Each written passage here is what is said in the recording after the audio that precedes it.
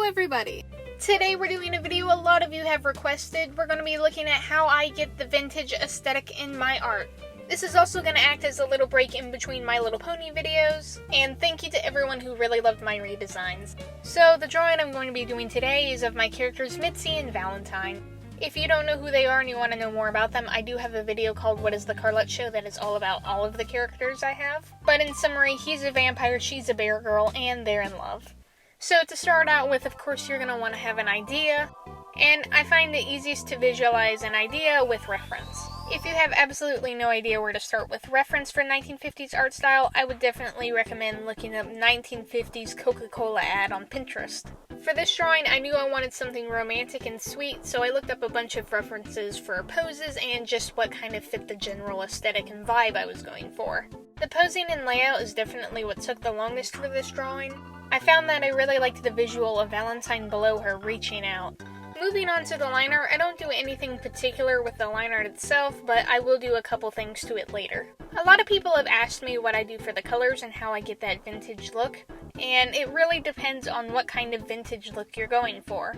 For example, if you're wanting to go for a very classic Disney look, I would definitely recommend looking at Lady and the Tramp and Mary Blair art, and for backgrounds I would look at Sleeping Beauty. But if you're going for a more realistic or pin-up-y look, I would definitely recommend looking at George Petty art and Gil Evgren, especially for faces. Of course, there are tons of other things to reference, like 1950s Barbie art, or 1950s Valentine's cards, or even 1950s anime. It all depends on the aesthetic you're going for, or sometimes the character you're working on.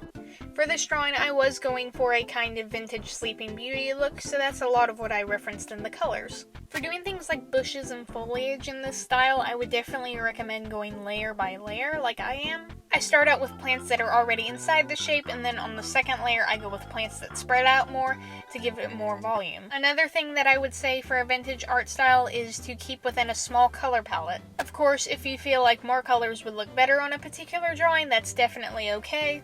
But I usually like to stick to at least 6 colors, not including shading and highlights. Especially for certain pieces of art in the 50s where a limited color palette was a necessity for the printer they had back then. Now let's take a quick pause as I start the base colors.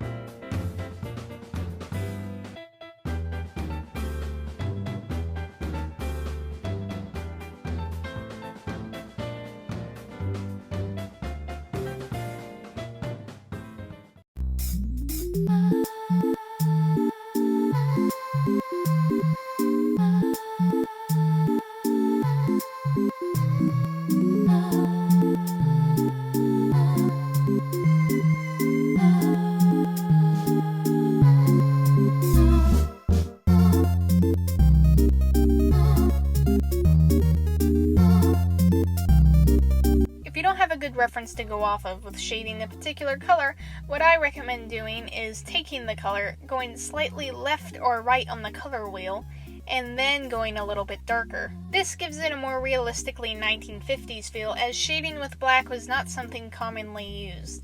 The same thing can be done with highlights, but instead of going darker, you would of course go lighter.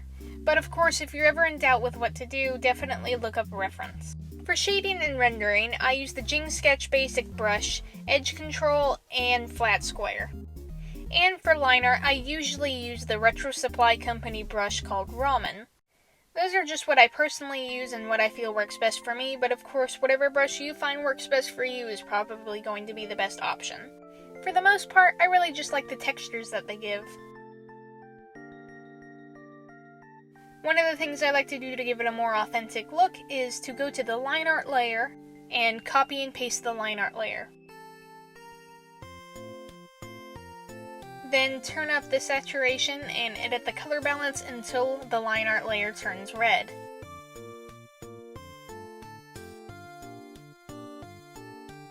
Then go back to the layer selection and change the second line art layer to color burn. Then just move the second layer ever so slightly so it has that little hint of a misprint. Once you've done that, simply adjust the opacity to how you like it. You'll get this very neat kind of misprint effect on your line art. Depending on the art though, you might find it more suitable to just not do this at all, which I have done with a couple of my drawings. Then, using one of the paper textures from Retro Supply Company, I overlay it onto the drawing to give it a more washed out and old look. I add a faint shadow behind Mitzi and Valentine to give it a kind of animation cell look. And that's the drawing finished.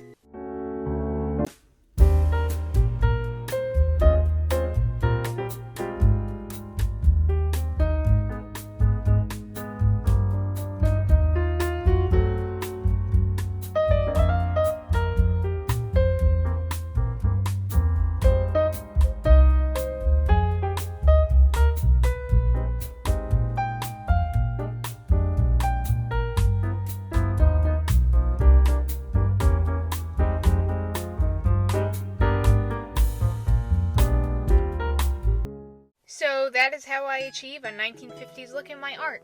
If any of you have any questions, definitely leave it in the comments and I'll try my best to answer.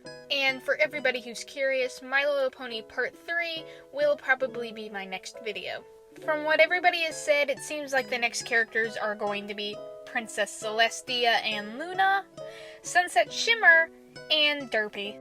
But of course it's not final, so if you have one character that you'd really like to see more than those three, definitely let me know. And hey, if you haven't subscribed and you liked my art, what are you waiting for? Thank you all for watching, and goodbye!